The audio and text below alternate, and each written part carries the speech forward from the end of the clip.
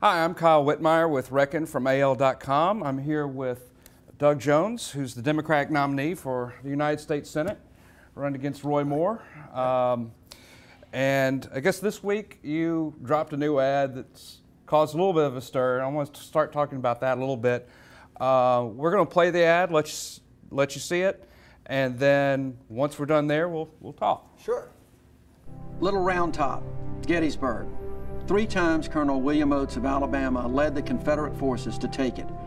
Running out of ammunition, Colonel Joshua Chamberlain of Maine had his men fix bayonets to desperately repel the attack.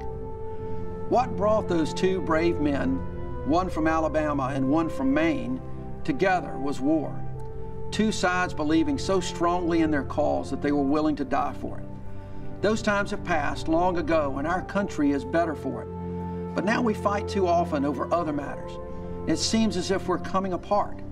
I want to go to Washington and meet the representatives from Maine and those from every other state, not on a battlefield, but to find common ground, because there's honor and compromise and civility, to pull together as a people and to get things done for Alabama.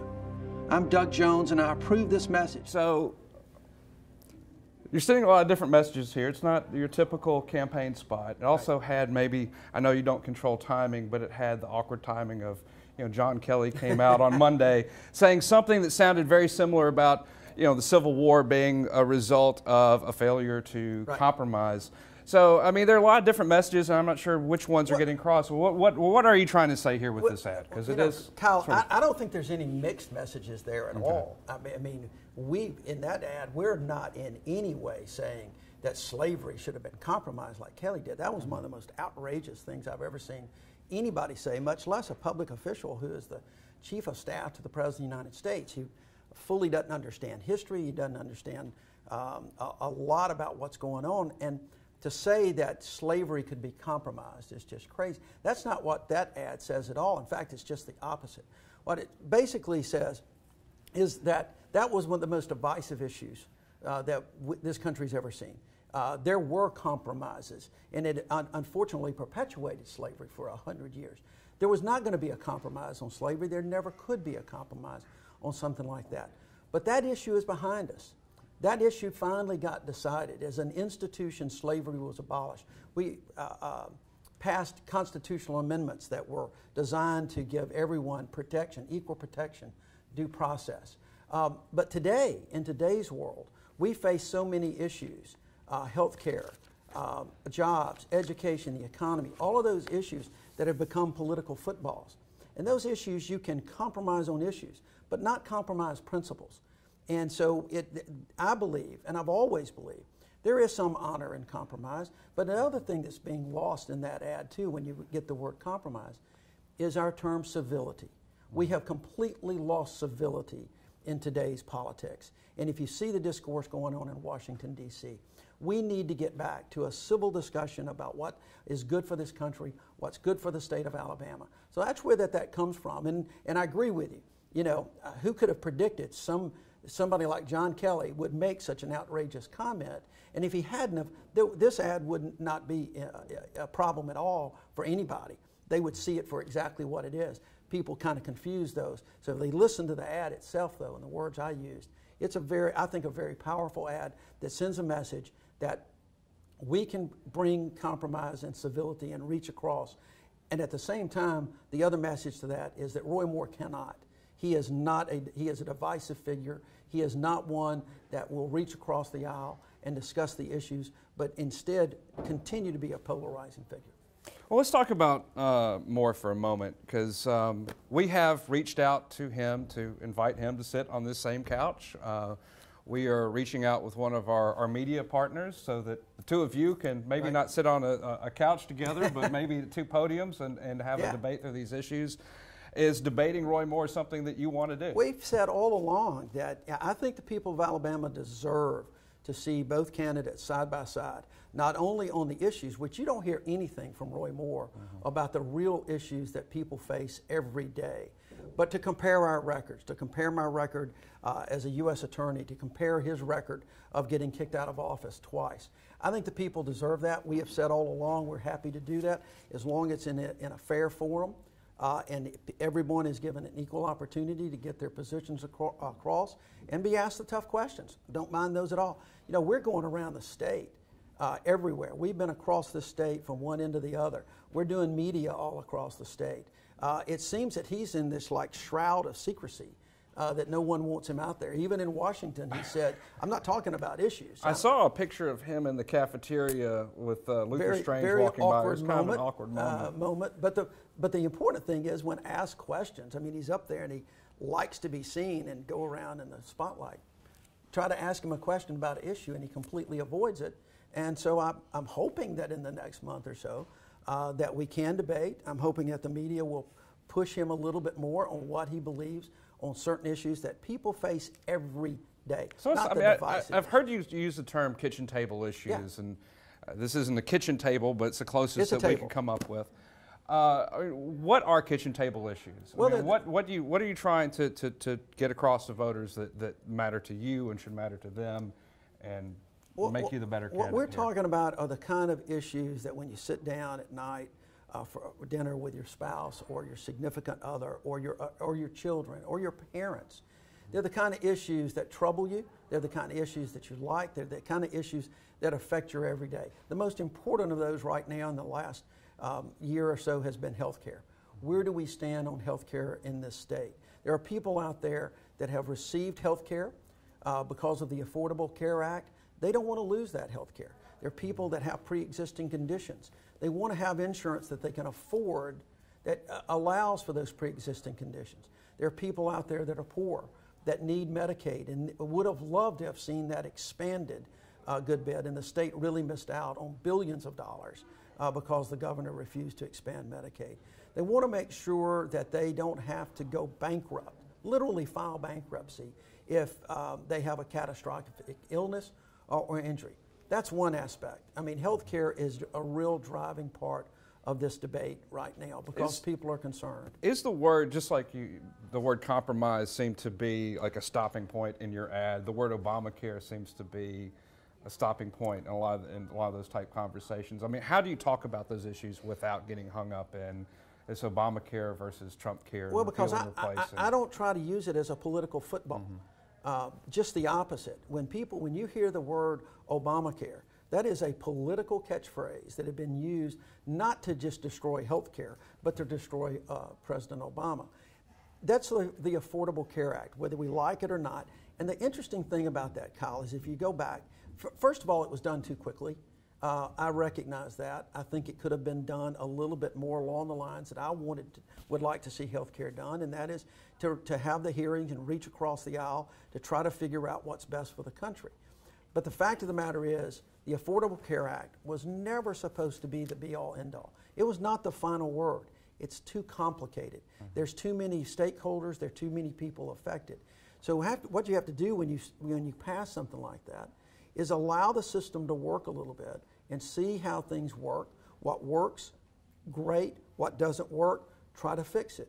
What we're seeing now is that the system may collapse, not because of the act itself, but because of the actions that are being taken to cut back on the amount of advertising that will reach people to say, here's the open enrollment period. Cutting back on issues that I think are designed to cause the system to collapse. And that's really unfortunate. We're playing with people's lives here. One thing that you've brought, an issue you've pushed the last few days is CHIP, which I'm not sure how many Alabamians are familiar with that, but a significant portion of Alabama's healthcare infrastructure is sort of built around this program. Talk about why this matters in a way that doesn't sound, I guess, wonky or... Sure. It's really simple. There's about 150,000 children in this state who are kind of in between. Their families don't qualify for Medicaid, but yet they can't really qualify or get affordable health care. And this is protecting about 150,000 children. It brings in over $200 million to the state. It is, health care for our children is an investment in this state's future. As we talked about a minute ago, as I said, we're a pretty unhealthy state, and we're unhealthy in part because those children in the past have not been able to get the kind of quality health care because they simply could not afford it. So this program has been in place. It's been very successful, and it needs to be extended. It's set to expire in March. It needs to be extended, and I've called them, both Senator Strange and Senator Shelby and our congressional delegation, to go ahead and pass that legislation, get that into the next step. And you contrast that, you know, with Roy Moore's position. And I want to keep coming back to that a little bit, because he refuses to say whether or not he would extend it. And that's consistent, in my view, with his pattern of wanting the federal government out of health care altogether. Well, I know PolitiFact took issue with one of your campaign's claims that he wants to, you know, end Medicaid and Medicare. And I know that some of your folks took issue with PolitiFact taking issue with that. I mean, how do you? If anybody reads that article, they took this kind of convoluted, distorted way to get to a conclusion that they wanted to get. Very similar to the way that Roy Moore distorts the Constitution to get to his own view of where he wants it to be. But the fact of the matter is, Moore has stated time and time again, as has his spokesman, I want the federal government out of health care. That means no CHIPs, no health care for the children. It means no Medicaid, which would absolutely destroy our rural hospitals, and even people that are not on Medicaid are going to have problems getting access to health care in rural communities. And and significantly, it would destroy Medicare.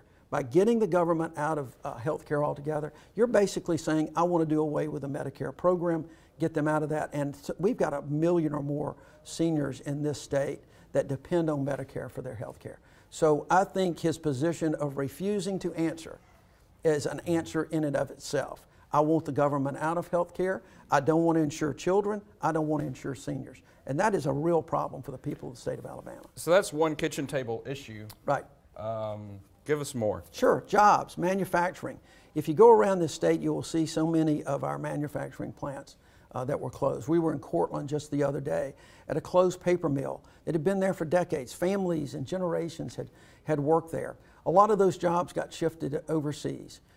We need to try to figure out a way in our trade agreements and to try to boost our economy, to bring back manufacturing. That has been like the lifeblood. I met with some people yesterday that have been working now on a program called Buy America. And it is trying to encourage both the federal government, state governments, and consumers to buy goods made in the United States. That'll bring back manufacturing jobs. It not necessarily. Do you think that's something that's possible, that those sorts of jobs can be brought back? Well, bringing back is one thing. Having new plants, as we, you know, look, we're increasing in population. The consumer demand is increasing. I think it's possible that rather than bringing jobs back, what we need to be really talking about is expanding the job base that we have here, building the new plants like some that have gone up in the Black Belt recently. I think that those jobs are out there, they're available. Manufacturing is not going to go away unless we let it go away. And I would like to see more manufacturing jobs. It was those jobs, manufacturing, whether it was steel, whether it was the sock industry in North Alabama, those were good paying jobs that really built the middle class. And the middle class is suffering because it's those jobs that are going away. That's another aspect of the kitchen table issues. You know, what is it going to take to get a good paying job? How can I make a little bit more money as opposed to having to work 2 jobs to make ends meet for a family of 4? There's an income gap. We need to make sure that we raise the minimum wage to a living wage. Do it in a way that businesses can thrive. You know, one of the things about my campaign, Kyle, that we're seeing, especially now, we're seeing more and more businesses, business owners, people that are coming and supporting this campaign because they see in me, I think in this campaign, somebody that can talk to them about business. Well, at the same time, we've got organized labor support. That hadn't happened in this state in a long time, where you've got organized labor and businesses sitting at the same table to talk about trying to promote Alabama and getting good jobs and expanding the job base in the state. And I'm really happy about that. Do you think you have more business support right now than Roy Moore? Oh, absolutely. I don't think there's any question about that. If I think once you see where financial aspects are coming from at the end of the next reporting, you'll see that. We've gotten a ton of business support because people want, in order to bring businesses into the state, you've got to put your best foot forward. Roy Moore is a divisive figure, and I just don't believe that anybody would think that he would be good for business. We're about to have to wrap this up, but if you could stand on a stage with Roy Moore on TV in front of all of Alabama, and you know, his last debate with Luther Strange, his only debate with Luther Strange, right, he agreed to a Lincoln-Douglas style debate. What question would you like to ask him if you had that sort of setup? Well, that's tough because it's many parts. But what I would probably focus on is, why do you put your personal agenda over your oath of office to the people that elected you? Why do you put your personal agenda and your financial agenda over the people that gave money to your foundation, which you said you're not taking a salary when you did? You know, if you peel back the onion of Roy Moore's career, you will see that he has consciously used every controversy for his own political agenda. Remember, Kyle, he even decided after he got kicked out of office the first time that he would run for president of the United States. Use that as a stepping stone. I would want to focus on his career and how it has been about his personal agenda, not his faith, but about his personal agenda. Doug, thank you. Thank you, Kyle. Appreciate you. Enjoyed it. Thanks so much. Talk with us. You got it. Thank you for tuning in. This has been Reckon from AL.com. I'm Kyle Whitmire with Doug Jones. Thanks for watching.